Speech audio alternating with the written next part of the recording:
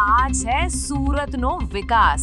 વરાછા વિસ્તારની અંકુર સોસાયટી પાસે વિકાસના ઊંડા ખાડાની બાજુમાં બનેલી બાંધકામની બોર્ડર દિવાલ આજે જાણે પત્તાનો મહેલ હોય એમ ધડામ કરતો ધરાશય થઈ ગઈ.